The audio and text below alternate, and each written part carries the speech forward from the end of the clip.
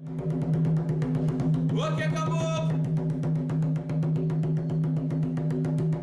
O Birajara é caboclo bom, o Birajara é caboclo forte, o Birajara tem peito de aço, ele é cacique do sertão do... Paulo, que essa vez não veio sozinho. Ele veio acompanhado com peso pesado. É Rai ou Rai? Rai. O Rai é um músico, violonista, né? Espírita, compositor também, né? Um compositor de música espírita, cantor.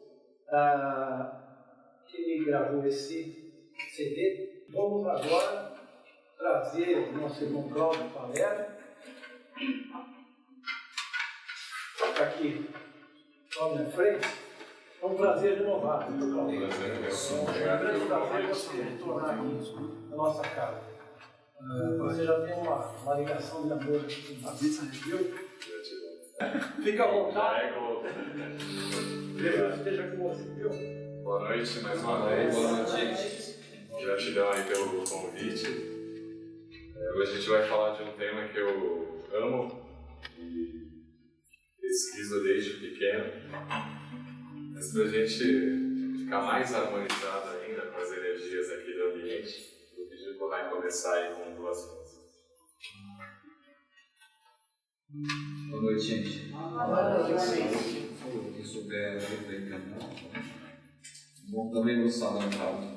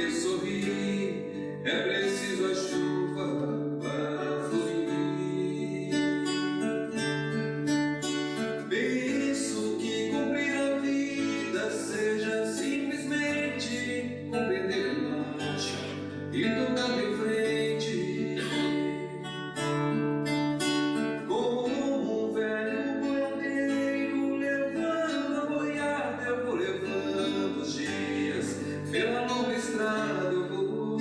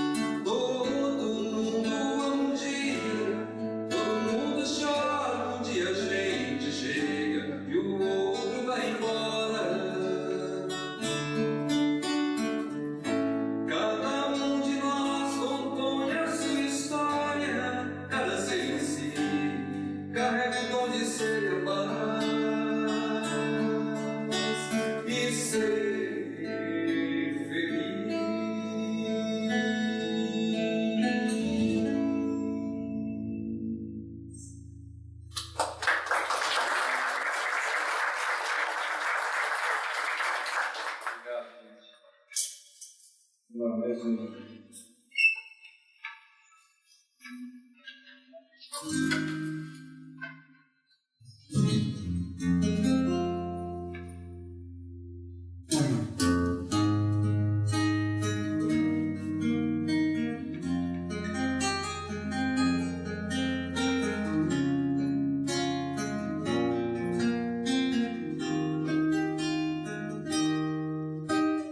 Deus está aqui neste momento.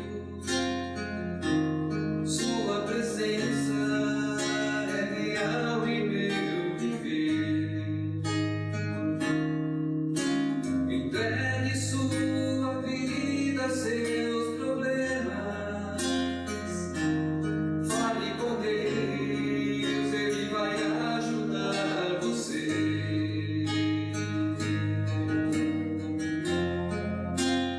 Deus te trouxe aqui para aliviar o seu sofrimento.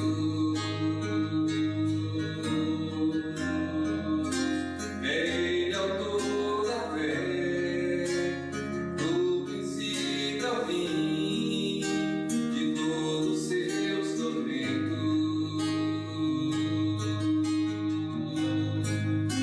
E ainda se vier noites traiçoeiras, se a cruz pesada for, Cristo estará contigo. O mundo pode até fazer você chorar, mas Deus te quer sorrindo. E ainda se vier noites traiçoeiras, se a cruz pesada for, Cristo estará contigo.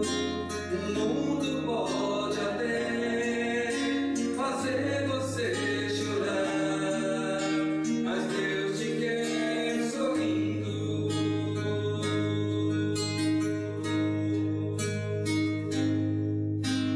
Seja qual for o seu problema, fale com Deus, Ele vai ajudar você. Após a dor vem a alegria. Deus é amor e não te deixará sofrer.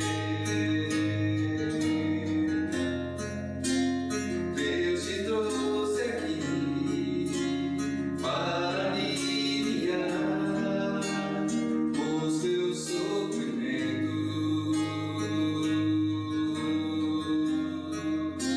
Ele é autor da fé, do princípio ao fim de todos os seus tormentos.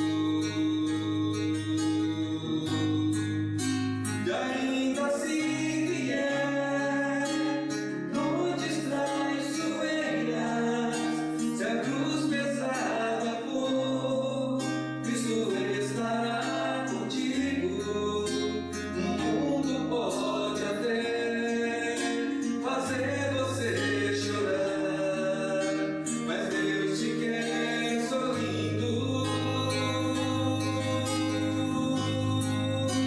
E ainda se vier noites traiçoeiras, se a cruz pesada for, Cristo estará contigo. O mundo pode até fazer você chorar, mas Deus te quer sorrindo.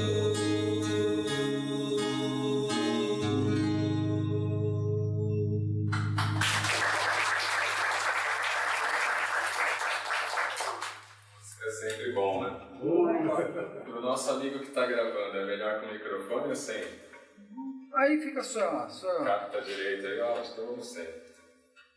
Falar de Camille Flammarion é ao mesmo tempo agradável para quem gosta do assunto que é Vida em Outros Mundos, mas também ao mesmo tempo é desagradável, porque a visão do Flammarion a respeito de espiritualidade muitas das vezes se choca com a nossa atual visão de espiritualidade e religião. Ele não era um cara religioso, não via as informações espirituais pelo viés religioso, e combateu muitos médiuns que adotavam a visão teológica do espiritismo e também uma visão mística a respeito das comunicações. Falar isso em casa espírita, por exemplo, é muito difícil, porque o centro espírita hoje não é nada comparado ao que era na época de Kardec. Porque quando os ensinos espirituais vieram para o Brasil, acabou sendo de uma forma contaminado também pela Igreja Católica, o protestantismo, as outras religiões mediúnicas, e as pessoas acabaram fazendo um espiritismo à moda da casa ou ao seu modo, né? Completamente diferente do que acontecia na Europa. Então, o Flammarion não só questionava, como debatia publicamente com médiuns e alguns dirigentes espíritas a respeito desta postura, onde era mais um mediunismo do que propriamente o espiritismo. E essa é a visão que nós ainda temos a respeito do contato espiritual. Tanto que, não sei aqui, mas as casas que eu conheço, quando um espírito fala, fica todo mundo de cabeça baixa. Ninguém questiona, ninguém faz uma pergunta. Ninguém pergunta quem é você, onde você vive, como que é a região espiritual que você vive, de onde você veio, qual foi a sua última encarnação, por que você está aqui nesse grupo, qual é a ligação que a gente tem. Simplesmente o mentor fala e fica todo mundo quieto, fazendo aquelas ladainhas, tipo da Igreja Católica, né? Não sei se fosse adiantar alguma coisa, mais um recurso psicológico, ou também fica todo mundo olhando para o sapato, né? Como se tivesse comprado o sapato, todo mundo olhando para o chão, mas sem encarar tete a tete os espíritos e sem questioná-los. E quando eu falo questioná-los, não é perguntar se eles são de luz ou não, mas debater com eles temas que nos afetam, relacionamento, amor, espiritualidade, política, por que não? E outros temas que são comuns à nossa dimensão. Então nós herdamos um pouquinho da Igreja Católica que você não pode questionar o santo, você não pode questionar alguém que seja superior a você. Pelo contrário, eles estão extremamente abertos ao diálogo. O contato do mundo espiritual conosco, ele foi dentro de diálogo, teve outra forma. Só que a gente herdou um pouco das culturas ortodoxas, aquela coisa da reverência, né? Do silêncio, né? Quando na verdade não deveria existir isso, deveria existir um papo franco e sincero entre os habitantes das dimensões, tanto física quanto espiritual. Então toda a vida do Flammarion dentro da doutrina espírita foi debatendo isso. Ele não tinha vergonha, ele não tinha medo de criar melindres nas pessoas, ele simplesmente falava aquilo que ele estudou e praticou durante a sua última encarnação. Ele reencarnou em 1842 e desencarna em 1925. Então, o nome dele era Nicolas Camille Flammarion. Na região que ele viveu, que tinha influência galo-romana, galo porque era uma região que pertenceu a Roma, que era as Gálias, que hoje é o território francês. Em virtude dessa influência, o nome dele, Flammarion, é aquele que leva a luz. Então, por aí a gente já vê que o nome já está associado à missão. E é bacana falar isso, porque os nomes que os nossos pais nos deram não é por acaso. Excetuando-se nomes que são muito esquisitos, né? Principalmente na cultura brasileira. Mas, geralmente, o nome está ligado à condição do espírito, ou o que ele será quando atingir uma fase adulta, né? Então, não é por acaso que os nossos nomes são escolhidos, e muito menos a família. Em 1853, ele começa a realizar os seus estudos na cidade de Langres, uma cidade muito pobre, pequena, e na época francesa, né, na Europa como um todo, a educação ainda era ligada à religião, ou católica ou protestante, você não fugia muito disso, tanto que o Allan Kardec também não conseguiu fugir disso, né? Primeiro foi para um colégio protestante na Suíça, e depois teve influência católica, então não tinha como fugir disso. E a família do Flammarion era muito rica, mas o que aconteceu? Teve a peste no território francês. E nesta cidade, como o comércio era pequeno, não se tinha economia o que era hoje, as pessoas acabaram adoecendo e morrendo, acabou com a economia da região. Então o pai do Flammarion acabou perdendo praticamente tudo do que tinha, né? Então isso acabou atrapalhando um pouco o Flammarion no início da sua vida escolar, porque ele não pôde estudar em boas escolas porque a família não tinha condição de bancar estes estudos, né? A gente não pode esquecer que essa época do século XIX, na França, eles viviam em guerra. Desde lá de Napoleão Bonaparte até Napoleão III, que é essa fase aí de 1850 até 1870, a França estava a todo momento em guerra com seus vizinhos, e o Napoleão III que tinha uma visão imperialista e queria conquistar territórios, né? Então, era uma fase muito difícil, não só espiritualmente, mas economicamente, politicamente. Era muito difícil viver na França nessa época. Não é tão belo quanto a gente lê nos livros, né? Principalmente quando conta a história da doutrina espírita. Não era fácil se reunir para assistir palestras, para grupos mediúnicos se reunirem, tinha que ter autorização policial, porque o Napoleão III sofreu vários atentados. Então ele achava que qualquer grupo que estivesse se reunindo, principalmente em Paris, estava tramando contra o governo dele. Então, mais de 6 pessoas se reunindo à noite tinha que ter uma autorização policial. Então, os acessos à cultura, acessos à vida normal que a gente tem hoje era muito difícil, não era uma coisa agradável de se ver naquela época. Era um estado quase de sítio, né? Porque a França vivia a todo momento em guerra com seus vizinhos, e tinha os espiões, tinha uma série de questões bélicas e estratégicas na Europa daquele momento.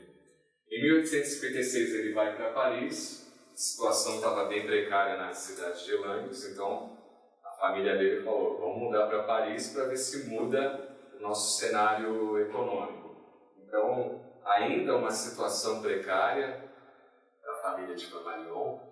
Ele entrava no serviço às 7 da manhã e saía às 19, e depois tinha que estudar ainda, até a meia-noite, para acordar às 6 da manhã para poder ir para o trabalho. E isso durante décadas, até ele conseguir se estabelecer de uma maneira financeiramente saudável. O interessante dessa vida do Flammarion é que ele vai, por mais que tenha estudado em colégio protestante, católico, mas ele não se deixava contaminar por estas doutrinas, porque ele sempre, desde pequeno, teve o viés de ciência, o homem de observação. Desde pequeno ele observava o céu, a natureza, a movimentação dos animais, e as matérias que ele estudava também eram muito mais voltadas ao aspecto da ciência, do intelecto, do que a uma coisa mais de filosofia.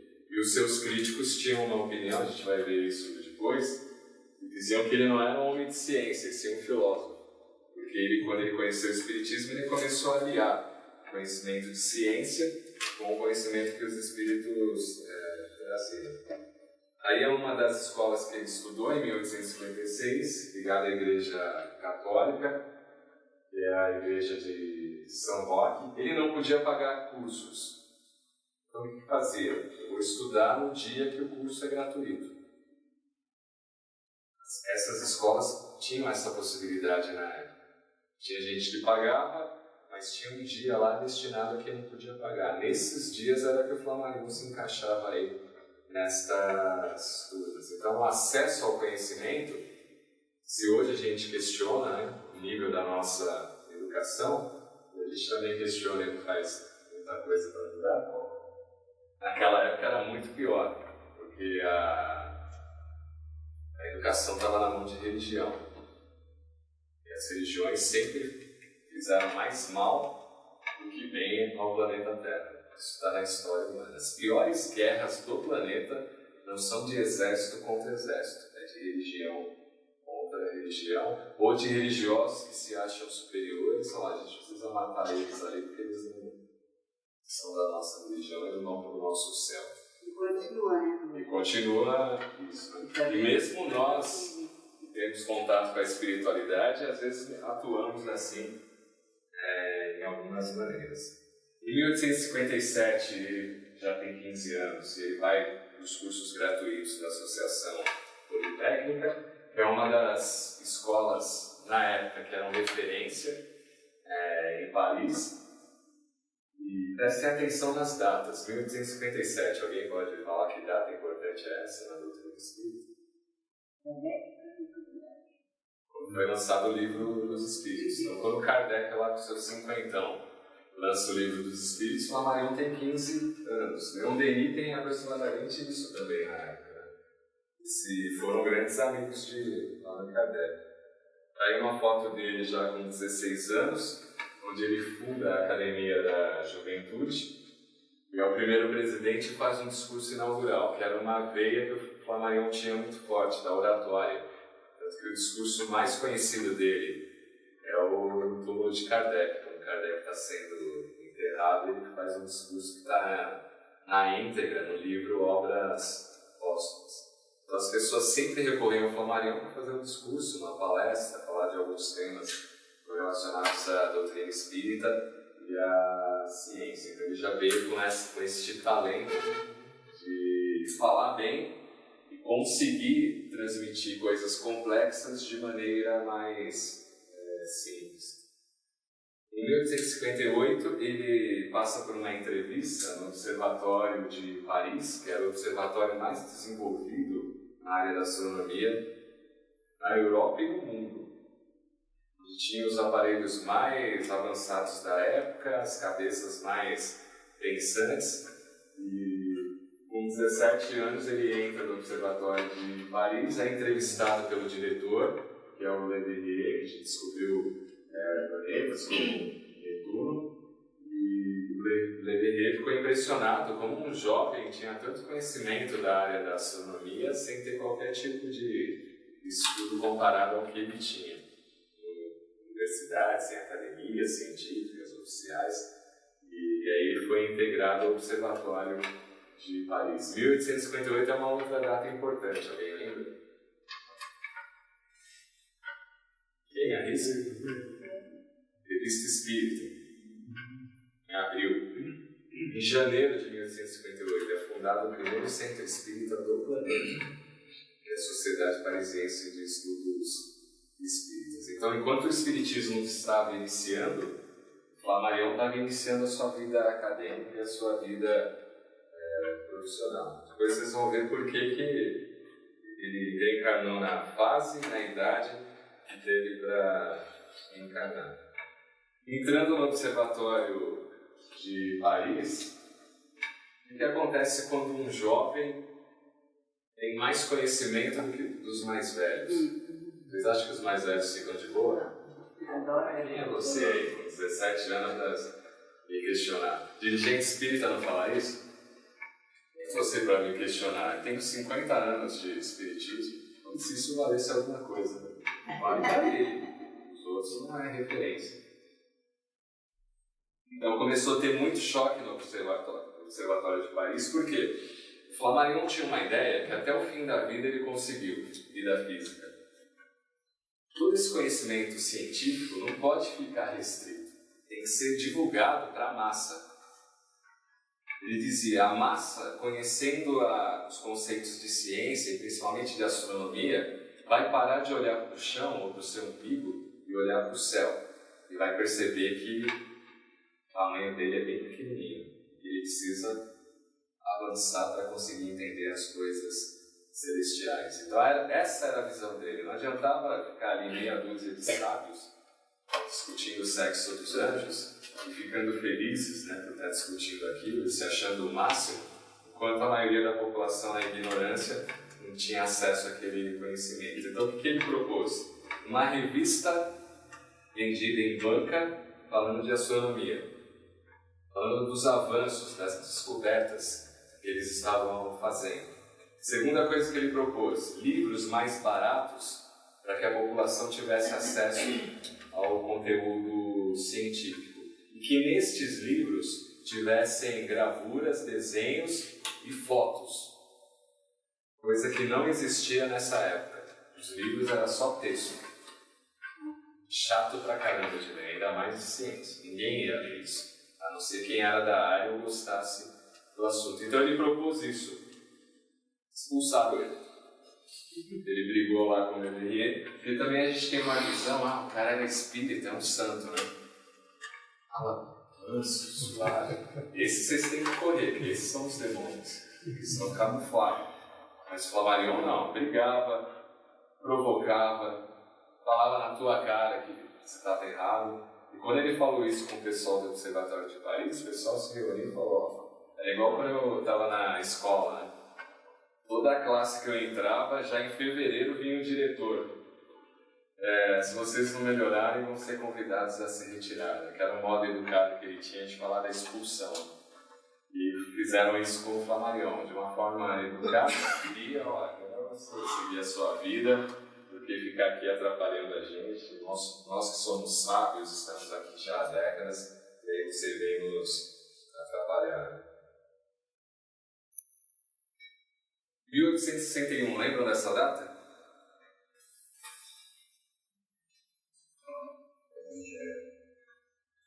Lázaro. Ele falou aqui, Livro dos Médiuns. Foi quando é lançado o Livro dos Médiuns e a segunda edição do Livro dos Espíritos, que a primeira saiu com 500 e poucas perguntas, na segunda o Kardec já revisou e ampliou com 1019 perguntas. Então, neste ano que está sendo lançado o Livro dos Médiuns, e a doutrina já tem aí 3, 4 anos de existência, Flammarion entra numa das galerias em Paris, que era muito comum, não sei se é porque eu nunca fui para lá, muitas livrarias, e na vitrine de uma livraria está lá, Livro dos Espíritos, Allan Kardec. Ele bate o olho assim, pô, que interessante isso aí. Ele entra na livraria e pede para ver o livro. Que ele abre o livro, cai justamente na temática que ele conhecia, que era a questão da pluralidade dos habitados. E aí ele começa a se interessar o que esses espíritos falam sobre isso. E vai bem de encontro ao que ele já pensava a respeito da vida em outros mundos, da possibilidade de contato desses seres conosco. Então ele compra o livro. O Kardec sempre fazia uma coisa de marketing, né, para divulgar a doutrina. No final do livro tinha lá endereço, os dias de reunião e o endereço de correspondência. Então ele escreveu uma carta para Kardec se ele poderia assistir um dia a uma das reuniões lá na Sociedade Parisiense. E o Kardec dá a mensagem, a resposta, dizendo que ele poderia tal dia lá se reunir e conhecer, conversar com Kardec, porque ele estava interessado neste assunto. Então ele vai conversar com Allan Kardec no dia 15 de novembro. Alguém sabe a importância dessa data? Brasil? A proclamação da República. Depois vocês vão ver por que tem ligação com estas datas. Então ele vai conversar com Kardec e o Kardec começa a explicar alguns conceitos da doutrina espírita que já eram coisas que ele tinha internamente desde criança, que ele pensava, será que existe vida além da vida física? Se essa vida existe, como é que seria a relação de alguém que já morreu conosco? Então ele começa a se interessar pela doutrina espírita a partir dessa entrevista que ele tem com Kardec. Porque o centro espírita da época de Kardec não é que nem hoje. Qualquer pessoa pode entrar, você não faz uma entrevista entrevista, a não ser que a pessoa queira conversar, está desesperada, precisa de uma palavra. Mas se alguém quiser entrar aqui e assiste, vai embora e fica questionando de onde ela veio, se é espírita, se não é, se frequenta tal lugar. Mas na época de Kardec, como estava no início da doutrina, era necessário fazer ali uma triagem. Então, você tinha que frequentar 3 semanas os estudos, e na 4ª semana você passava por uma outra avaliação e aí as pessoas do grupo iam lá. E aí ele se comportou bem, fez boas perguntas, contribuiu para o estudo, aí era convidado a ficar e a ser um membro da Sociedade Parisiense de Estudos Espíritas. Quem não tinha esse viés, frequentava lá as 3 semanas, aí o Kardec falava, olha, você não cumpriu aqui as exigências e tal, volta daqui um tempo, se prepara melhor e tal. Então o Kardec não tinha esse mimimi, né, de falar a verdade, porque senão atrapalharia o projeto. Então, para eles, pouco se importava se a pessoa ia se melindrar ou não. Tanto que muitos que foram negados a frequentar, depois em jornal ou em outros locais, falavam, Kardec é isso, Kardec é aquilo, é centralizador, só ele decide. Então tinha essa questão também. Mas o Kardec pouco se interessava a isso, né? Pode. Cuidado, peguei uma fila. Tá.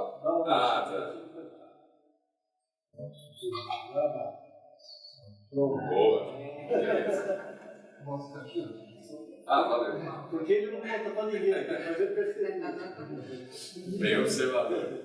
Em 1862, ele lança a primeira obra, que é uma das mais conhecidas dele, que é esta pluralidade dos mundos habitados. A última edição publicada no Brasil foi pela editora Ícone, acho que nem existe mais essa editora, isso foi na década de 60 aqui no Brasil. Então, quando ele se retira do observatório, ele começa a fazer os estudos de forma independente, que hoje seria considerado como um astrônomo amador. O amador não tem o sentido pejorativo que o português dá, né? Você tem um atleta profissional e um amador. Na astronomia não existe esta diferença. O amador, a única diferença é que ele não tem ligação com academias oficiais. Ele não é bancado por universidades, por governo, ele faz o trabalho dele de forma independente. Tanto que a NASA tem uma série de astrônomos amadores, uma rede que fica monitorando a atmosfera da Terra, buscando possíveis objetos que possam colidir, e muitos descobrem planetas, galáxias, e são contemplados por este feito. Então, a única diferença de um astrônomo oficial com um amador é essa, que ele não está ligado a nenhuma instituição ou entidade científica oficial. Por isso que o Flammarion, dentro da astronomia, é considerado o primeiro astrônomo amador. E até hoje existe um prêmio que reverencia esse lado aí do Camille Flammarion. Então, neste livro, ele coloca uma parte do conteúdo dele, ciência, que ele aprendeu no Observatório de Paris, mas como ele já era espírita, ele coloca de pano de fundo alguns conceitos da doutrina espírita sobre a questão da vida em outros mundos. Você não vai ver um nome espiritismo, você não vai ver falar de mediunidade, de perispírito, de comunicação entre as dimensões, mas quem é espírita vai reconhecer os conceitos que ele está colocando ali. Então, quando ele lança esse livro, o livro bombou. Várias edições, foi traduzido para mais de 50 línguas. Os cientistas ficaram muito bravos com ele. Como que você divulga conceitos da ciência atual ligados a conceitos de vida em outros mundos? Porque ele pegou uma série de comunicações que eles recebiam na Sociedade Parisiense de Estudos Espíritas e foi enxertando aí junto com os conceitos científicos. Ele tinha esse talento de conseguir mesclar o que é espiritual, mas também trazer uma base científica para as pessoas entenderem. Olha, é uma revelação espiritual, mas tem como comprovar cientificamente. Não é uma coisa só subjetiva ou da cabeça do médium. Então, praticamente esta obra começa a responder de onde viemos, por que estamos na Terra e qual será o nosso futuro. E aí eu pergunto para vocês, não é para responder agora, só depois da música. De onde nós viemos? Essa é a primeira pergunta. Trabalho. Vamos pensando aí, depois a gente responde.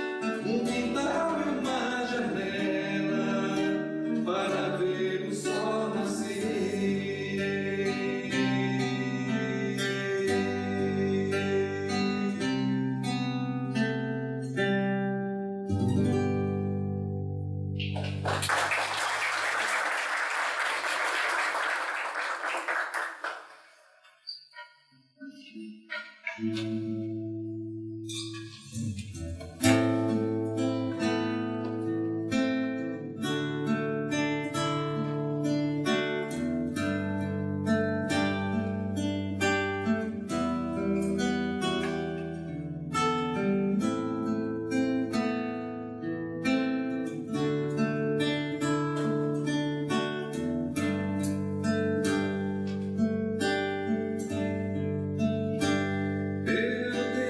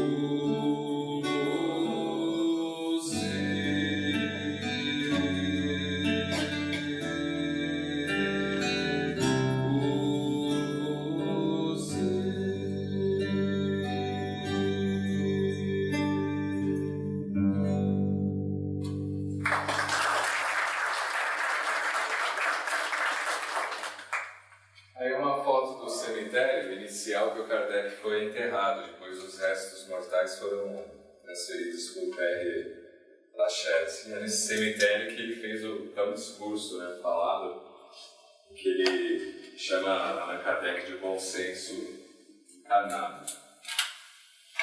É interessante saber que a doutrina ela tem 3 aspectos: a ciência, a filosofia e a parte moral.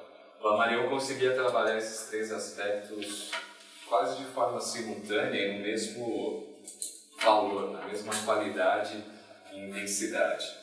Então, uma vez na Sociedade Parisiense dos Espíritas, receberam uma comunicação psicográfica que o Espírito afirmava que nas coordenadas X e Y da galáxia de Andrômeda existia um planeta ali semelhante à da Terra, igual à Terra, e com vida física igual ao planeta Terra. Então, o que o Flammarion fez? Pegou a mensagem, foi no observatório dele, a gente vai ver foto daqui a pouco, pegou as coordenadas e focou o telescópio nessas coordenadas. Não existia nada. Ele voltou e o médium saiu da Sociedade Parisiense dos Espíritas muito bravo com o Flammarion, nunca mais voltou e virou um detrator do Espiritismo. Então, percebam, a visão dele como homem de ciência, ele ouvia a comunicação, mas ia checar. Peraí, não é porque é um espírito eu tenho que aceitar. Não está em nenhum livro da codificação que você tem que aceitar as comunicações dos espíritos. Até porque eles foram homens encarnados um dia, hoje está sem corpo físico, mas não é porque está sem corpo físico que o cara já sabe tudo. Ele continua sendo igual. Era fumante, desencarnou, continua fumante. Bebia, desencarnou, continua bebendo. Se drogava, desencarnou, continua drogado. Falava mal dos outros, desencarnou, continua falando. Não vira santo, né? Não vira santo. E foi colocado na nossa cabeça que morreu virou santo, né? Somente quando era a nossa família, né? Ah, agora está lá do lado de Deus. O cara era um demônio encarnado, mas agora morreu, está lá. Descansou, né? Não, agora Deus vai dar um bom lugar. Vocês sabiam, desculpa falar isso, não sei se já informaram vocês, que Deus não dá nada? Já falaram isso para vocês? Que Deus não perdoa, que Deus não julga, que Deus não interfere na criação, já falaram isso? Então, para que vocês rezam o Pai Nosso e ficam pedindo a Ele?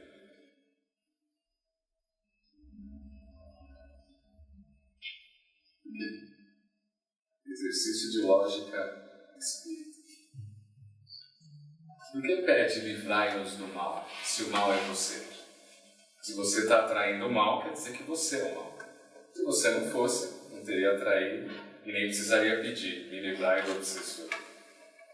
Perceba a lógica espírita e o quanto de teologia foi inserida na nossa cabeça e que a gente traz isso para dentro do espiritismo. Ah, ele matou 10, então ele vai voltar 10 vezes e morrer assassinado, para compensar. Não existe isso. Lei de causa e efeito não é desta maneira. A partir do momento que o espírito desperta a consciência, ele não precisa sofrer. Nenhuma ação judicial espiritual no mundo espiritual. Não existe um julgamento, não existe um julgador, nem um tribunal. É a própria consciência do indivíduo que vai lhe cobrar, e não que vão cobrar. Então o Espiritismo mudou esse cenário espiritual da Terra quando ele disse o seguinte: nós estamos dando autonomia para a humanidade terrena. Por isso que o Espiritismo surgiu na Terra e os Espíritos começaram a soprar em todos os cantos do planeta. Nós já temos condição de ter autonomia da vida. Não precisamos mais de Deus. Não precisamos mais dos Espíritos. Não precisamos mais dos santos. Porque já temos essa condição de entender esta realidade. Ah, mas por que os Espíritos estão aqui? Porque eles vieram trazer essa mensagem e, por misericórdia divina, Ele nos dá sustentação, força para continuarmos nesse processo de auto-aprimoramento e autodescobrimento. Mas a função de trabalhar isso é nossa. não é deles. Porque senão seria muito fácil, o cara fumou 50 anos, destruiu o pulmão, e aqui Bezerra de Menezes cura. Seria fácil, porque aí é só a gente destruir e eles vão reconstruir. E não existe isso dentro das leis divinas. Você estragou, você vai consertar. Se não nessa encarnação, nas próximas ou no mundo espiritual, onde quer que você esteja, a responsabilidade é sua. E o Flammarion falava muito isso nas suas obras. Então ele questionava todas as comunicações espirituais. Porque é muito fácil dar comunicação espiritual. Mas você tem que entender se essa comunicação é do médium, que é o tal do animismo, o ânima, a alma, ou se é do mundo espiritual. Como que você diferencia isso? O Flammarion dizia o seguinte: o que não é de conhecimento do médium é comunicação espiritual. O que é de conhecimento do médium é animismo. E os espíritos pouco influem nisso, porque o médium está fechado dentro daquilo que ele conhece. Então, se eu der uma comunicação falando que é o espírito X do planeta Júpiter, falando tudo isso que eu já sei, é da minha cabeça, não é do plano espiritual. Porque a verdadeira comunicação espiritual é aquela que traz informação que nem o médium sabe. E se o médium foi consciente, melhor ainda para a espiritualidade, porque não haverá qualquer tipo de influência do médium em relação à comunicação espiritual. E quando ele dizia isso na frente dos médiuns, os caras ficavam loucos da vida. Ei, como é que você está questionando o meu trabalho? Como é que você está questionando a espiritualidade? Que aí a gente joga a culpa nos outros, né? E tenta dar uma força a mais, né? Nossa, os espíritos, é Bezerra, é Chico, não sei o quê. Então esse era o papel que ele queria implementar, para você decidir, é do médium ou é realmente uma comunicação espiritual. Então ele recebeu, eles, né, o grupo, receberam muitas comunicações falando de vida em outros mundos, mas na época não tinha como comprovar isso, então ficava em aberto. Mas tinha gente que acreditava naquilo como se fosse a Bíblia, né? Ah, isso aqui é a revelação de Deus, então a gente tem que acreditar, tem que confiar. Mas às vezes aquilo podia ser, não que fosse uma invenção intencional do médium, mas fruto do animismo dele, do inconsciente dele, e aí todo mundo achando que era a revelação espiritual. Ele recebeu muitas mensagens dizendo o seguinte: vieram milhões de espíritos de outros planetas para a Terra e eles acabaram ajudando o planeta numa evolução científica, tecnológica, moral, religiosa, mas não tinha como comprovar isso na época. Décadas mais tarde, alguns cientistas começaram a ver que realmente existem esses sistemas que foram falados pela espiritualidade. Mas na época, tanto o Kardec quanto o Flammarion deixou em aberto, falou: olha, é uma revelação, é uma comunicação, mas a gente não tem como comprovar. Acredita quem quer, nega quem quer, mas vai ficar em aberto, não tem como falar, é assim, acabou. Futuramente, quando a ciência estiver mais desenvolvida, aí a gente vai ter elementos mais fortes para entender essa questão. Todo mundo já leu a Gênese? Quem tem a Gênese aí? Levanta a mão. Tem a Gênese aí? Sim. Na biblioteca? Leiam, estudem, que é a parte científica do Espiritismo. E quando se fala a parte científica do Espiritismo, não é a ciência materialista. Os espíritos não vão estar em laboratório falando: olha, agora você vem 8 da manhã para a gente fazer um teste para ver se você é um espírito. Vem às 10h15 para fazer outro teste. Os espíritos têm mais o que fazer, porque a vida é muito mais dinâmica nas regiões espirituais do que aqui. Não precisa dormir, não precisa comer, parar para descansar. A não ser os que estão ainda mais próximo da crosta. Mas quanto mais evoluído, tem mais as características do corpo físico. Por isso que o espírito ele não sente dor, ele não respira oxigênio. É a mente que está forçando aquele espírito a sentir aquilo. Porque o corpo perispiritual não tem a mesma fisiologia do corpo humano, físico. Então, quando ele fala que está com fome, ele não está com fome. É a mente dele que ainda está ligada às questões terrenas. Quando ele mudar a chave e entender isso, para. Ah, eu estou sangrando, morri assassinado, estou com tiro. Quem é vidente vê realmente ali o buraco sangrando, mas não está sangrando. Aquilo é uma ilusão criada pela mente daquela individualidade. A partir do momento que é orientado, aquilo desaparece. Na hora.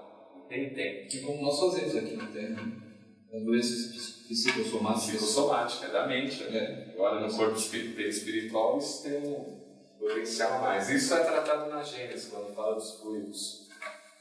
Quem quer saber como é que a espiritualidade atua no passe? Qualquer tipo de passe. Tem que ler os fluidos. Que aí a sua fé aumenta em saber o fenômeno. Porque não adianta você receber o passe, você não sabe nem... Peraí, de onde sai a energia? Por que está esticando a mão? Por que eu tenho que fechar o olho? Por que eu tenho que entrar em tal lugar? Por que tem essa sala? Não sabe essas respostas, como que vai ter o efeito de todo o fenômeno? Quanto mais eu sei, mais eu vou compreender. Mais compreendendo, mais eu vou assimilar as energias e as condições que a espiritualidade coloca em nosso redor. Então, aqui começa a ciência espírita, que ela tem sim um pouco do viés da ciência oficial, porque vai ser a base, mas ela amplia esse quesito com a questão das energias, dos fluidos, do magnetismo. Você sabe como era o passe na época de Kardec? A pessoa entrava lá na Sociedade Parisiense, ela entrou lá, foi falar com Kardec, eu estou passando mal, sinto dor no coração, não sei o que, palpitação. Aí o Kardec anotava aquilo, passava numa outra sala que tinha os médiuns receitistas. Enquanto o médium receitista estava recebendo a receita do plano espiritual, ela entrava numa outra sala e tinham 3 pessoas. Uma era um vidente, o outro era o dirigente do trabalho e o outro era o magnetizador. Aí o magnetizador se aproximava dela, a médium vidente falava o seguinte: olha, joga a energia aqui desse lado, na cabeça, passa aqui na mão dela, ela está precisando. Então o médium vidente é que ia orientando o magnetista. E o dirigente só ia também orientando dentro dos quesitos que ele tinha lá na sociedade, parecendo dos espíritos. Como é feito hoje, às vezes nem o passista sabe o que está fazendo. Ele acha que é simplesmente impor a mão e fazer uma prece. Ele nem sabe o conhecimento, a estrutura que está por trás do plano espiritual para a aplicação daquela energia. Então, se eu tenho mais conhecimento, o efeito dobra.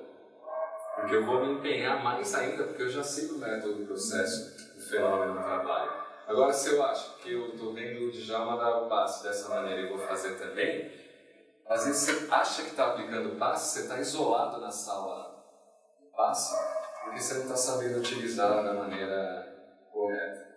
Não se preparou durante o dia.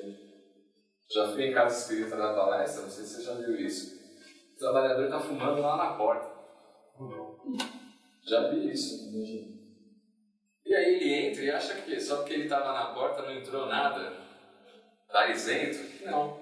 Ele acha que está aplicando passe. Com certeza ele foi isolado lá na câmara de passe, porque devido aos efluves aí da questão da nicotina e do cigarro. Então, a falta de conhecimento faz com que muitas das vezes a gente atue só por seguir o modelo. Eu vim de uma escola, que é o Centro Espírita Nosso Lar Casa André Luiz, lá em Guarulhos. E aí eu comecei a perceber que toda reunião pública mudava o dirigente, mas todos falavam da mesma maneira, até a entonação. Meus irmãozinhos, minhas irmãzinhas. Por quê? Um vai copiando o outro, mas não entende. Peraí, por que eu não posso fazer do meu jeito? Por que eu tenho que seguir com essa voz?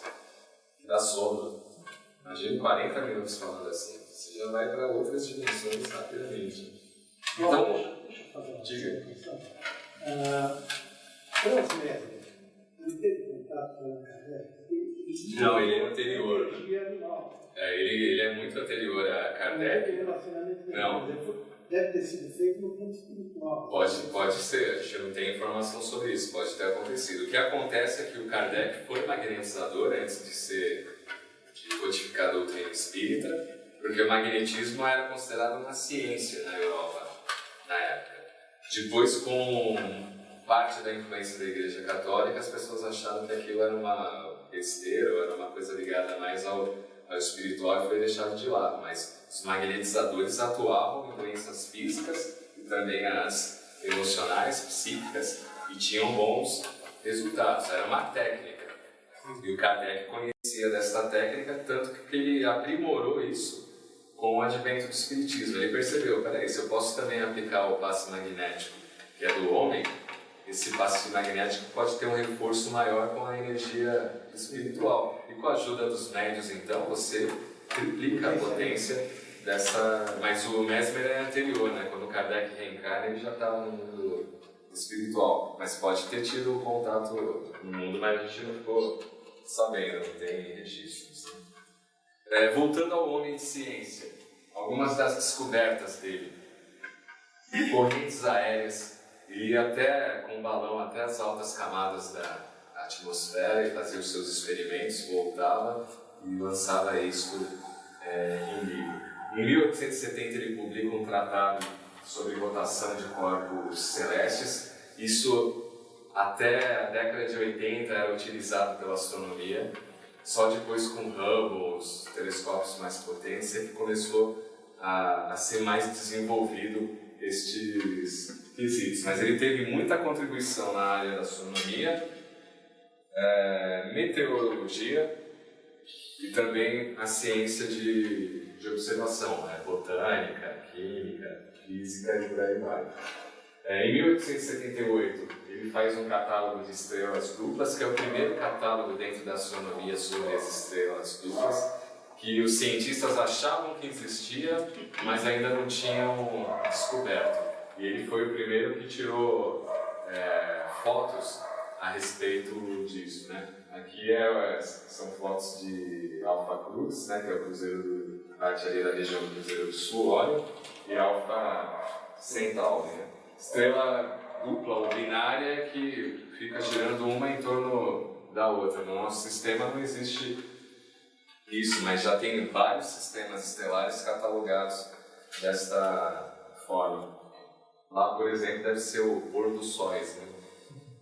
Em 1879 ele lança a astronomia popular, que era a ideia que ele deu lá no Observatório de Paris e o expulsaram, só que foi lançado em banca de jornal, qualquer pessoa tinha acesso, também tinha assinatura, mas fundamentalmente as bancas de Paris e das principais cidades da França vendiam esta obra. E tinha desenho, né, para mostrar a questão de rotação dos planetas e por aí vai, que foi uma inovação do Flammarion dentro da literatura científica, porque até então não existia esse tipo de ilustração, né?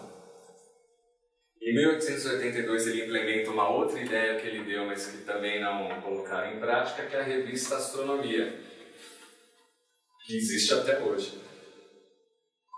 Existe até hoje essa revista.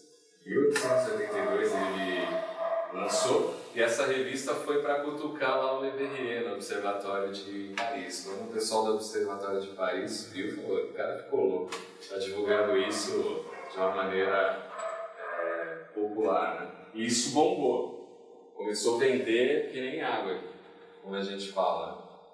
Começou a se esgotar muito rapidamente. Diga. Os espíritos podem falar com a gente? Estou falando com você. Sou espírito. A única diferença é que eu estou encarnado, mas quem não está encarnado também pode falar com você.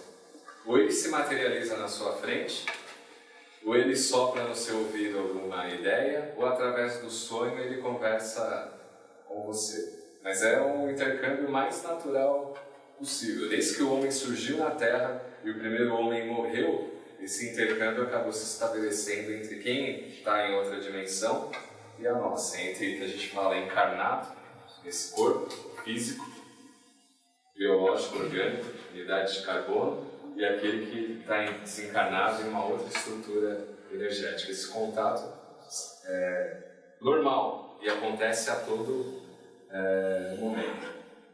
Aqui em 1882 ele adquire a propriedade de Juvisy, um palácio construído em 1730. Ele reforma e transforma no Observatório de Juvisy. Juvisy fica a 18 quilômetros de Paris. E aqui ele continuou seus estudos de astronomia, botânica, biologia, meteorologia durante o dia. À noite se transformava num centro espírita onde ele ficava testando os médiuns. Aí fotos já com a cúpula, né? Ele fazia as observações.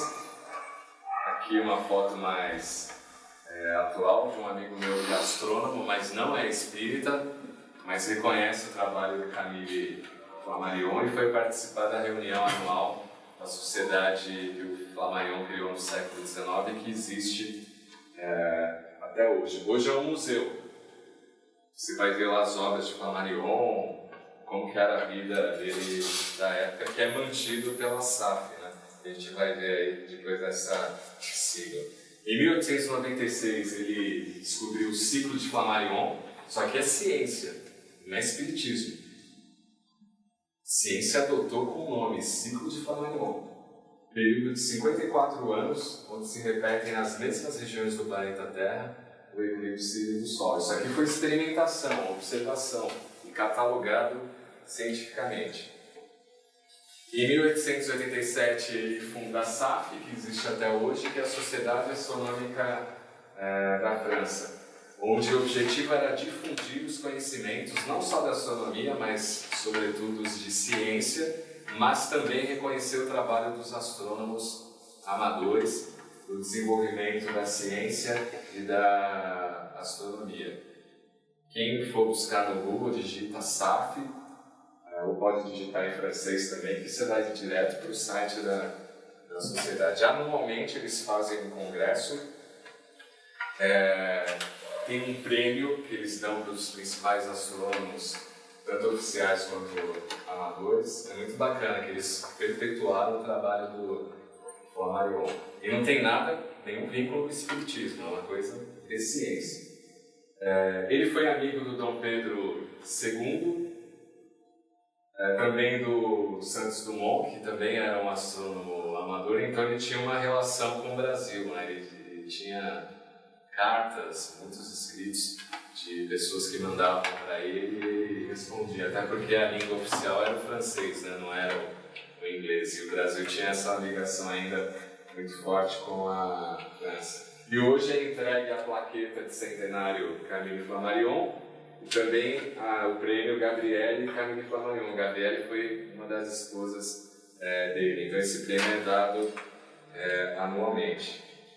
Daí, em 1887, a visita do imperador Dom Pedro II, que era um homem de ciência,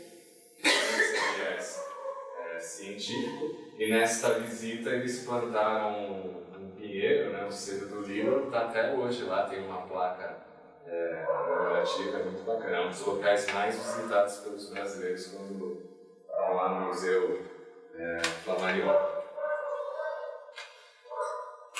Na parte da noite virava um centro espírita, então as fotos da época, né, tem uma resolução horrível, mas dá para ver que a mesa está levitando, né? Então eram fenômenos de levitação, materialização de espíritos. Como que era a materialização de espíritos? Pegava um médium, geralmente era uma mulher, né? Não sei se tem uma ligação aí biológica, mas a médium era amarrada com correntes de ferro, suas mãos eram amarradas, sua boca era tampada, sua visão era tampada, amarravam ela numa cadeira, levavam a cadeira até uma salinha. Nessa sala eles trancavam a porta e lacravam a porta para não sair nada. Começavam lá as orações, uma leitura, e de repente começava a ouvir barulho. Pancada, pá, pá, seca. Parava a pancada, começava a vir barulho de gente gritando, vozes, Até que, de repente, surgia da porta um espírito, atravessava a porta e começava a conversar com os pesquisadores que estavam fazendo ali a observação do fenômeno. O espírito falava, tinha que mandava mensagem e desaparecia. Desapareceu o espírito, deslacrava a porta, destrancava e ia ver, a médium estava lá amarrada dormindo. Ela doava tanta energia que ela ficava num processo inconsciente. Tudo isso para quê? Para comprovar este intercâmbio e a comunicação de um espírito que está sem corpo orgânico com nós que estamos aqui nesta dimensão. Ou senão amarrava a médium e o espírito se materializava e pelo pensamento ele começava a fazer a cadeira da médium, que era pesada, com corrente de ferro ainda, levitar até mais ou menos o teto e andar sobre a cabeça dos que estavam presentes. Então, tiveram muitas sessões de materialização e fenômenos deste tipo. Uma das médiuns mais conhecidas é o Eusapia Palladino, já ouviram falar? Só ele ouviu falar? Já ouviu? Ninguém nunca ouviu falar? Digita no Google lá, Eusapia Palladino, vocês vão ver. Uma das histórias mais interessantes é que ela estava visitando a Itália, porque na época de Kardec era assim, o médium, quando tinha essa mediunidade muito atuante, ele virava um centro de atenção.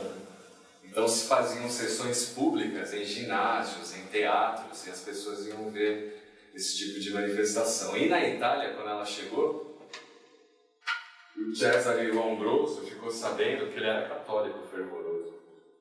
Eles iam na missa todo domingo, sabe? E ele falou, eu vou desmascarar. Ele era um medicência. Vou desmascarar essa mulher aí. Tá vindo aqui na Itália falar de espírito, espiritismo. Vou sentar na primeira fila. E vou desmascará-la tudo. E aí começou a sessão. Ela lá em transe. Começa a sair ectoplasma, que é uma energia nossa. Começa a se materializar. E aparece a figura de uma mulher. A mulher se dirige até o César Lombroso e diz, Bambino, o que você pensa que está fazendo? Isso aqui já não basta para você? E ela vai e pega ele no colo. Aí ele se converteu ao espiritismo naquela hora, começou a ser o maior divulgador do espiritismo. E aí usava ela inconsciente, lavando o ectoplasma. Então, a partir daí, ele começa a se tornar o maior divulgador do espiritismo na Itália. Então, tiveram muitas manifestações, mas Eusapia era que tinha mais destaque na época. Tá aí outra foto, né? Isso aí em 1898. O pessoal achava que precisava segurar a mesa, né? Porque para passar o ectoplasma. Hoje a gente sabe não, a mesa pode levantar sozinha, porque todo o processo é mental do espírito. Ele vai utilizar a nossa energia, mas não precisa ter o nosso toque. Todo o processo é mental, é igual o passe, né? A imposição de mão é uma referência, é lógico que sai os fluidos, mas quem não tem mão e braço pode aplicar passe? Pode, porque todo o processo é mental. Mas por uma questão de condicionamento nosso, a gente ainda utiliza desta maneira. Aí uma das personalidades, né, que eram amigas e trabalhavam com o Flammarion, Victor Hugo, Augusto Comte, que é o pai do positivismo, né, vem daí o Ordem e Progresso, até hoje a gente não adotou, né? Só está na bandeira. Santos Dumont e o Gustavo Eiffel, que deu nome à torre. Né? E o Victor Hugo tinha umas sacadas muito interessantes, né, a respeito da comunicação com os espíritos.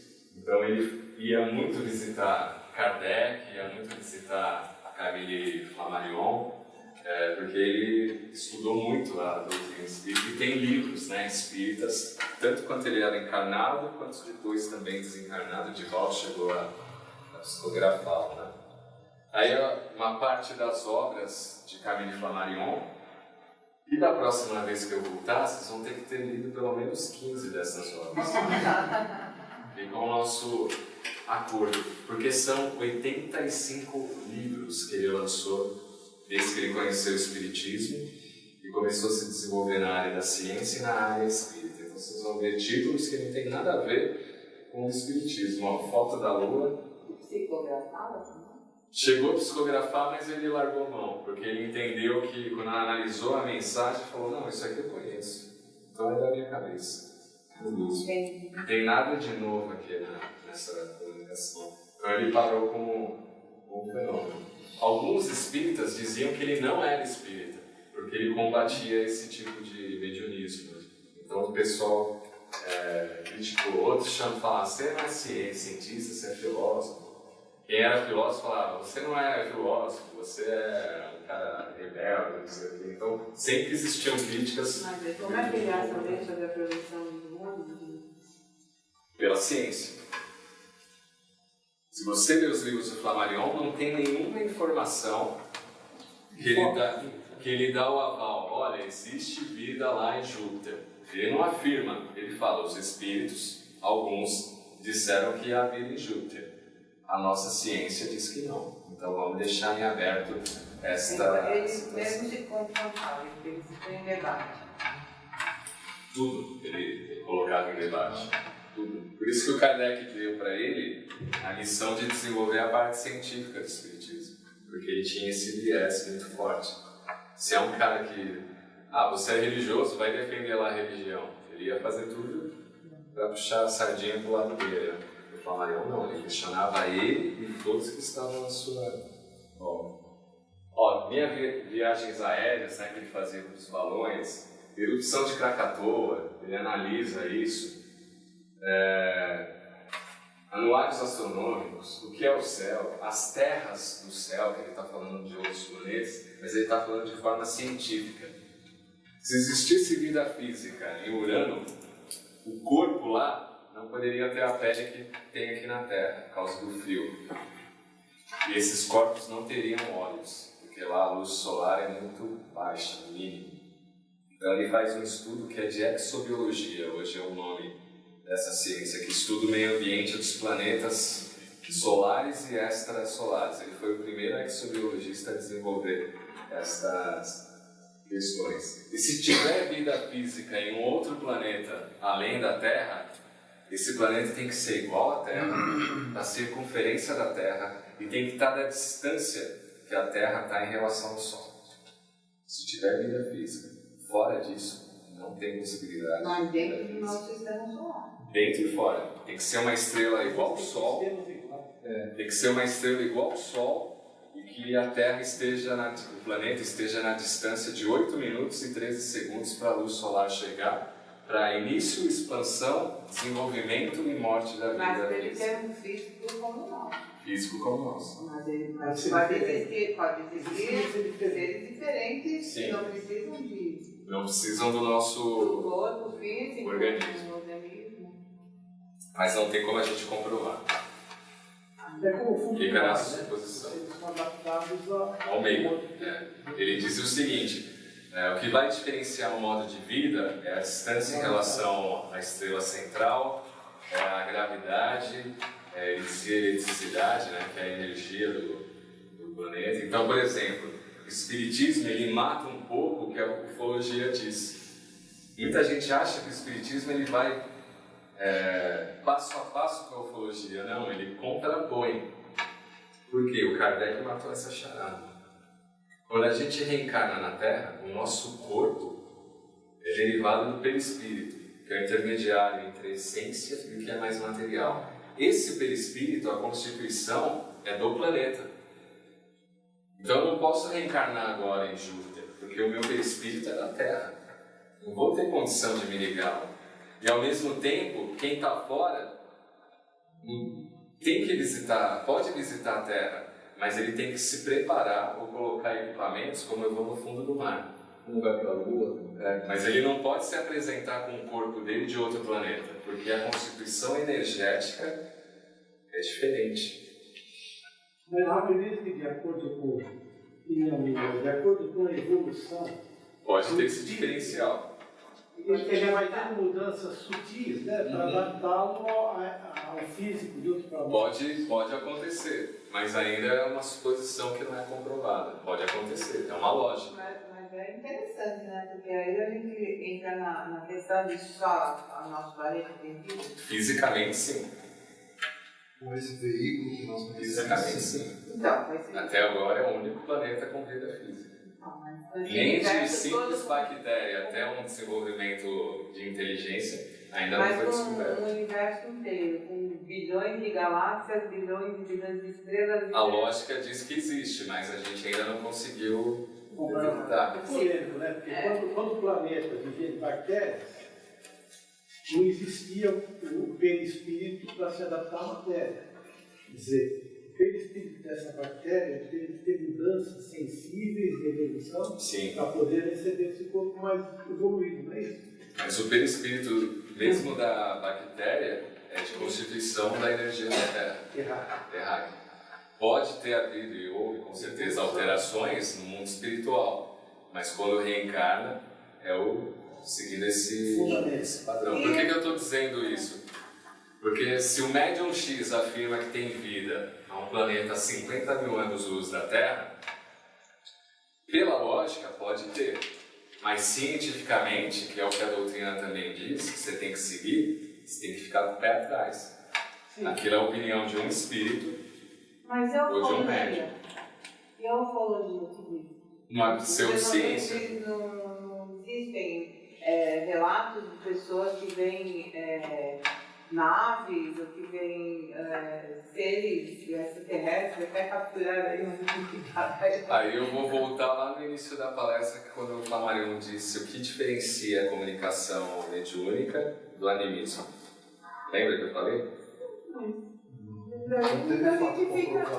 Você vai analisar, essa pessoa já sabia disso? Se não sabia, o fenômeno pode ser verdadeiro. Se ela já sabia dessas condições, você tem que ficar com o pé atrás. Então, um exemplo, o cara está lá no interior do Amazonas, nunca foi para uma cidade grande, e aí baixa uma nave e conversa com aquele ser, e explica uma série de coisas e ele sai propagando isso. Ele tinha conhecimento disso no seu dia a dia? Não. Quem estava em volta falava que não, então é um fenômeno real. Agora, quem já sabe desse conhecimento e dá uma comunicação baseada nesse conhecimento, aí você tem que ficar com o pé atrás, que pode ser coisa da cabeça dele. Então é isso que diferencia o fenômeno. Até dentro da ufologia. Polêmico. Você está dizendo que tem comprovação. Porque se a gente tem um Criador para todo o universo, nós na Terra não temos privilégio nenhum. E sermos os únicos. Que existe vida fora da Terra, existe, mas a nossa ciência ainda não conseguiu assimilar. E tem um outro efeito de lógica, que é o tempo. Um outro efeito de lógica, que é o tempo. Qualquer civilização superior física que tenha voo interestelar não teria capacidade de chegar até o nosso planeta. Com o passar do tempo, essas naves pereceriam. E os corpos também, se fossem físicos. Aí todo mundo pode dizer, mas pode ser um mundo espiritual. Claro, como tem aqui. Mas qual seria a necessidade, se você está numa dimensão superior, vir à Terra? Então, eu estou jogando os exercícios de lógica que o Flammarion dizia. Você falou dos exilados de Capela. O Emmanuel afirma que há 42 anos-luz existe um sistema chamado Capelino, ou Cocheiro, está na constelação de Cocheiro, e que parte dos habitantes de lá vieram reencarnar na Terra. Então ele afirma que tem planetas lá. O que a astronomia descobriu? Não descobriu o planeta lá. O que descobriu 8 sóis. 4 são binários, um ao redor do outro, mas ainda não foram descobertos planetas lá. É uma afirmação do Emmanuel. O famoso que não é visível. Então ele tem que dizer na comunicação, olha, vieram seres de um mundo invisível à Terra. Mas são seres de constituição física diferente. Ele tinha que falar isso. Ele tinha que falar isso. Se eu falar para você, vai até o shopping Tatuapé, é uma coisa, você sabe que é aqui do lado. Se eu falar para você, vai até o shopping, qual shopping? Então se eu falar para você, vieram seres de outro planeta à Terra, reencarnar aqui, tá, mas esse planeta é físico ou extrafísico? Se você deixou na dúvida, quer dizer que está faltando um elemento ali. O problema é do médium, do Chico, ou foi problema do espírito? Os de nós que não estão preparados para... Chico, por exemplo, preparado para receber... Vai receber o problema do médium. Porque o espírito tem que ser bem claro. Gente, ó, veio gente de 42 anos-luz da Terra e esse planeta não é físico. Tinha que estar no livro lá. E não está. Então o espírito não pode deixar dúvida. Ainda mais para nós que temos uma ciência que está engatinhando. Você deixou a gente assim... Maravilhoso. Esse é o objetivo dele. Tem até na zona 54 lá dos Estados Unidos. Área 51. 51, é isso. Que tem céu restrito lá, que existe aí uma nave. Então, isso tudo depois é mentira. Até que ponto a ciência também está divulgando? Então. Então vou com um exercício de lógica. Você não é o fome? Eu também não entendi. Eu sou espírita. Tudo bem. Só lógica. Você também. Só lógica. E agora? Vou falar para você que então é o seguinte. Se uma nave vem para a Terra, ela é detectada por radar. Existe uma outra questão. Existem milhares de astrônomos monitorando o espaço 24 horas por dia. Se um nega e esconde, você tem 50 comprovando o fenômeno. Não importa que os aparelhos são adaptados ao físico do nosso planeta. Naves do nosso planeta. Porque tem muita composição de Quando o naves, espírito se materializa. matéria-prima dele, que a gente não conhece. Né? Então, os nossos instrumentos... Mas ela não pode atuar no físico. Quando o espírito se materializa, o corpo dele fica denso, apareceu. A matéria é do mundo espiritual, mas ele teve que se materializar com a nossa matéria. Não, o que eu estou dizendo é o seguinte, ela estava falando de outros planetas. Ah, sim. Os nossos Tem os mundos fluídicos. estão adaptados a pegar objetos fabricados com matéria-prima terrestre. Se forem fabricados com matéria-prima que a gente desconhece, De outra ordem, né? De outra ordem. Mesmo que é fabricado de outra matéria, se ele aparece no planeta, ele tem que se materializar. E ele tem a constituição da nossa física. Entendeu? Porque se ele não se materializar, você não vê. E o objetivo dele é ser visto. Então, a partir do momento que ele se materializa, se você der um tiro, você derruba. Como já aconteceu. Então ele pode ser de outra dimensão, de outra constituição, mas na hora que ele aparece aqui, Jesus aparece aqui, ele se materializou com a nossa física. não, isso sim. Então você vai tocar, se você der um soco ele vai sentir, não é porque é espírito superior, porque ele se materializou nesta dimensão. Então ele veio de fora, E os outros recursos. mas usou os recursos daqui Energético. para se materializar. Então ele está sujeito às leis da nossa física. Não é mais da física dele. Por isso que eles não aparecem da forma que a gente gostaria. Porque se aparecer, eu vou lá e está com isso. Você tem razão, mas a nossa física ela é inferior, eventualmente, a deles. E tudo que é superior, ele se adapta facilmente ao inferior. Não é assim. O superior, para aparecer no ambiente inferior, ele tem que diminuir a densidade dele para o inferior. Mas ele já se compõe desse inferior. Mas Jesus sofreu. Sim, com certeza. Jesus sangrou, sentiu fome, foi no banheiro, porque ele estava num corpo, por mais que a energia dele fosse superior, ele teve que apequenar a energia dele para poder aparecer aqui e conseguir ter a comunicação. Então é isso que eu estou Todos os dizendo. seres que venham para cá, tem que se adaptar à nossa nosso atmosfera e meio. ao nosso meio, então seria facilmente detectável. Mas, então, os polos são nítidos, né? Isso que aparece A maior parte aqui são os livros espíritas, Narrações do Infinito, Casas Mal Assombradas, Estela, Deus na Natureza, O Fim do Mundo, que é o futuro do planeta. A forma mais surpreendente que eu já li. Quem lê vai se surpreender. E aqui ele antecipa a internet, esse livro. Qual? Fim do mundo. Ele conta uma história que vocês vão ver lá, ele está falando de voos transatlânticos, numa época que não existia, e de comunicação instantânea em áudio e vídeo, que é a internet. De um ponto ao outro do planeta, a pessoa ia saber o que está acontecendo simultaneamente. Isso em 1800. É no final do século XIX esse livro. Né? Estela também, A Morte e o Seu Mistério. Tem mais aqui, ó. Urânia, que é o mais famoso. Urânia é a deusa, né? A musa da astronomia. Que aqui ele conta as conversas que ele teve com o mundo espiritual. E aí ele coloca a parte científica, se é possível ou não, aquilo que os espíritos estão dizendo a respeito de vida em outro mundo. Algumas coisas ele descobre. Aí são mais amigos dele, né, da época. Era uma comissão de cientistas que viam os fenômenos e analisavam e davam aval, falavam que era falso. Charles Richer, que é o pai da metapsíquica, né? Aliás, nós espíritas herdamos um termo da metapsíquica, que é ectoplasma.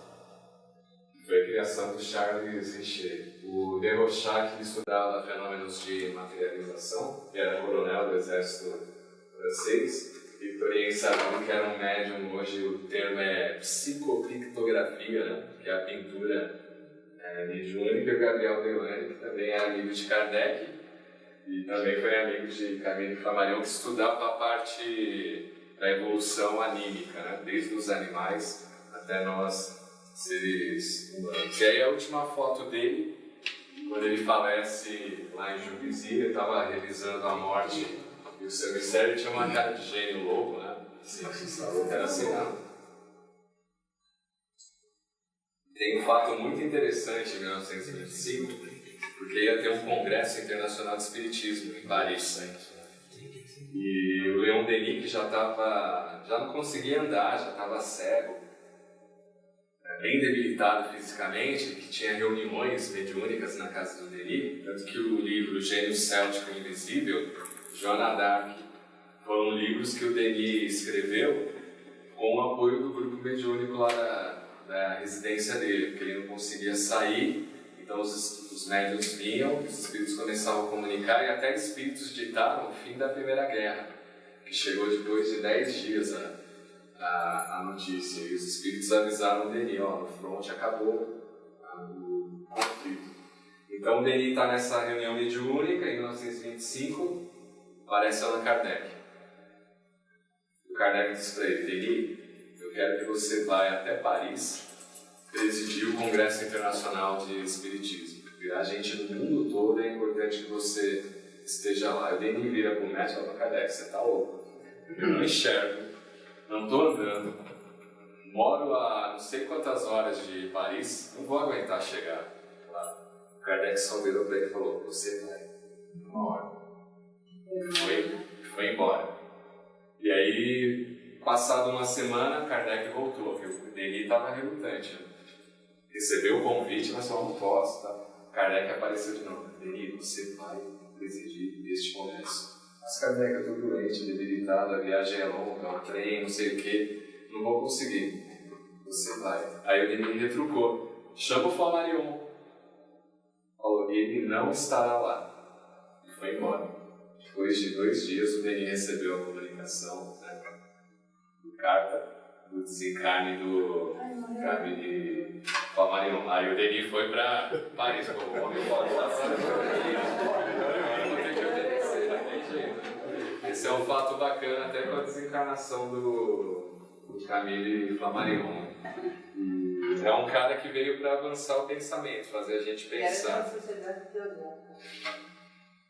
Não tem comprovação disso, há suposições, mas não existe nenhum documento. Assim como falavam que o Leon Denis era da maçonaria, aí descobriram documentos. Tem documentos comprovando. Eduardo Carvalho Monteiro, que foi pesquisador, achou esses documentos em Paris, numa loja maçônica, o nome do Leon Denis, mas no Flammarion não existe qualquer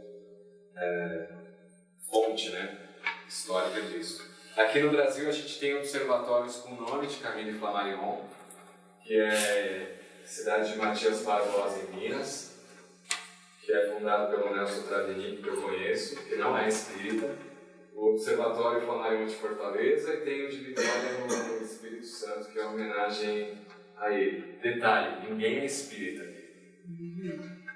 Mas reconhecem a contribuição do Jardim Famarim. Eles sabem que ele foi espírita e tal, mas para eles o que vale é esse lado O lado científico. o lado científico do Flammarion, né? Ele tem uma cratera lunar com seu nome, que a União Astronômica Internacional adotou, e tem um planeta também com o nome do Flammarion, Flamário, que é a União Astronômica. Se você pegar a catalogação lá de planetas da União Astronômica Internacional, você vai ver o nome do planeta. E aí é uma foto dele no observatório. Ele era um cara muito avançado para o tempo. Olha o que ele está utilizando aqui. Monitor de imagem. Isso em 1915, 18. É que a TV no Brasil só chegou na década de 50, mas lá fora já se tinham as transmissões, já se utilizavam monitores. Né? E aí ele está observando o planeta Saturno. Então ele era um cara que usava a tecnologia que tinha disponível, utilizava de todos os meios para poder fazer o seu trabalho e divulgar. E aí a fonte francesa, né? O governo francês tem um site da Secretaria de Cultura francesa que tem uma página só falando do Camille Flammarion. E tem a página lá falando que ele era espírita também, a relação de livros espíritas. E aqui no Brasil tem esse site aí, camilleflammarion.org.br, além das obras espíritas. Né? Quem quiser anotar e conferir, fica à vontade. Dúvidas? Todas. Que bom, o objetivo é esse, né? Senão a gente encerra com música. Vou fazer uma para todo mundo cantar. Vamos lá que o pessoal ficou nervoso.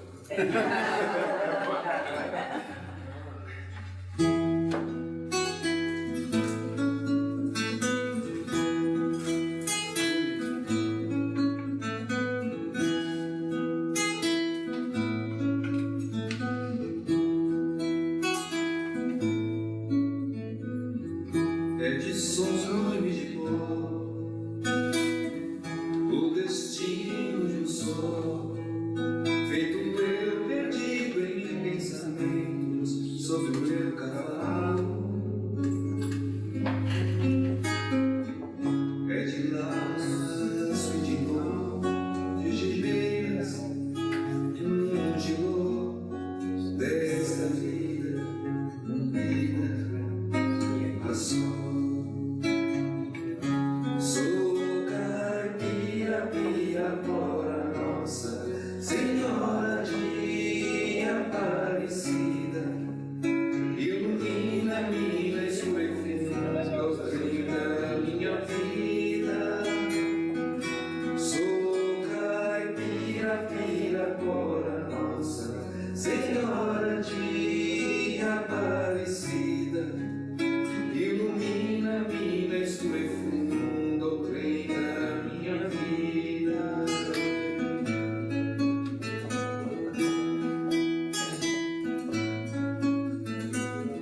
O meu pai foi peão, minha mãe solidão, meus irmãos perderam-se na vida à custa de aventuras.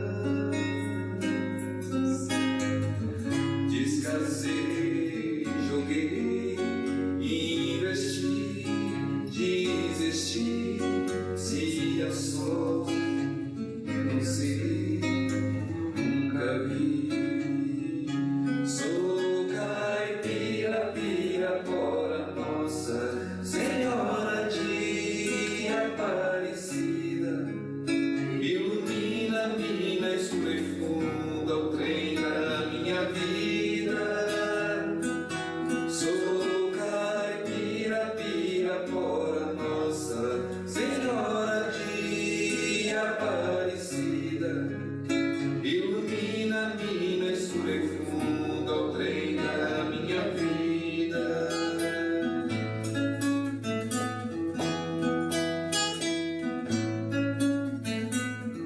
Me disseram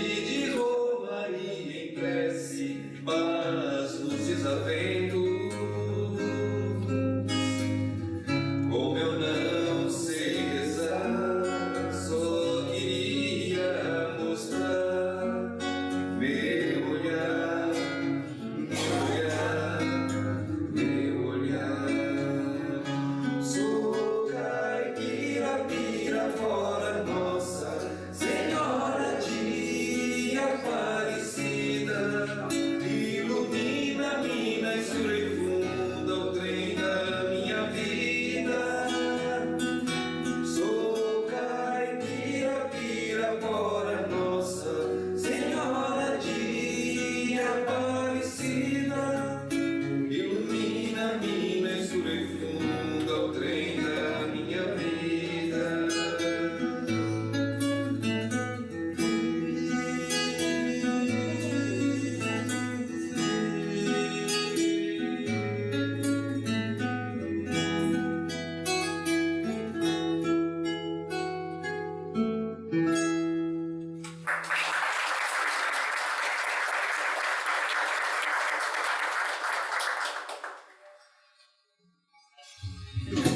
Meus irmãos, eu queria agradecer a presença de cada um de vocês, queria agradecer a presença do nosso presidente, Edmilson, vice-presidente Marley, o aparato técnico do Milton e do Josias, o esforço da Ivete, e queria agradecer muito a presença da belíssima voz do Rai, a presença do Cláudio, que nos honrou com os seus conhecimentos. Detalhes, por exemplo, da Madame Palatino, com um outro que a gente desconhecia.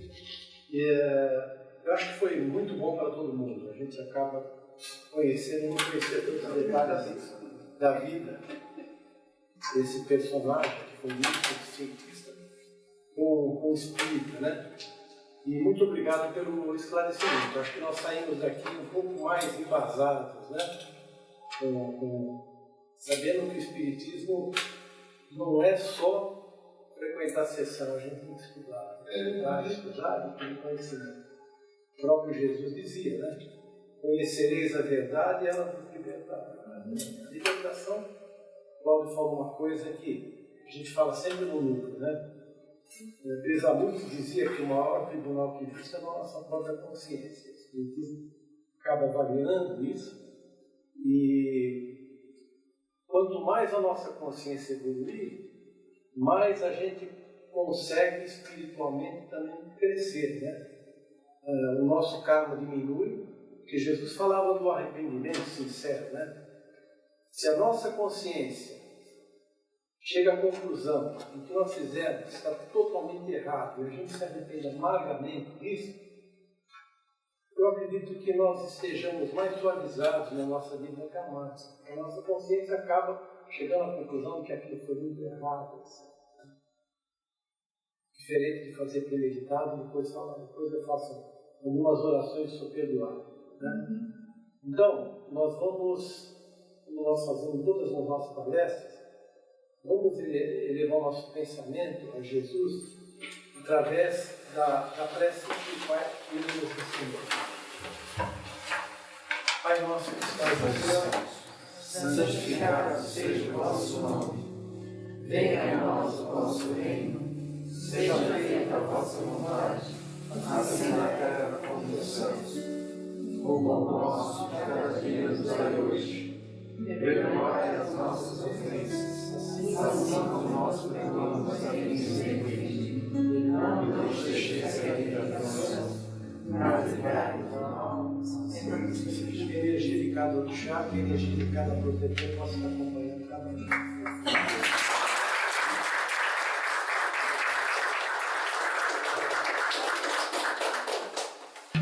O Birajara é caboclo bom, o Birajara é caboclo forte, o Birajara tem peito de aço, ele é cacique do sertão do norte.